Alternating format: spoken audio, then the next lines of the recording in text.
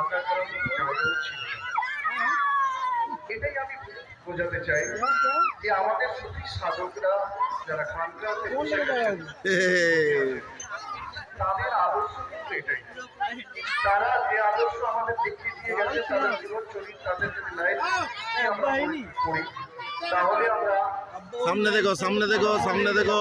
দেখতে পাবো যে তারা জাতির মাঝে তারা চলে গেছে। সেখানে দেখেন সেগুলো ধর্মের লোক, ধর্মের লোক। এবারে আমাদের রাজনীতি দিয়ে নিজের মানুষের কাছ থেকে पकड़ के रखो बेटा, पकड़ के रखो, हैंडल पकड़ो, हैंडल पकड़ो। এই কমেন্টটা শুনতে হয়েছে যে অন্য ধর্মাবলম্বী মানুষের কাছে আমি কেন মুছে দিয়েতে যাব, এও শুনতে হয়েছে। খুবই তার অজ্ঞানতার জন্য হয়তো করেছে। आज स्लीपिंग সেবা কোনো ধর্ম দেখে হয় না, সেবা হয় মানুষ দেখে। সেবা শুধু মানুষও নয়, কোনো মানুষ হয়ে যায় তাকে রক্ষা করা সেবা। मिला तो जलसा पाइट जगह तो प्लेस टू फाइन प्लेस है ना।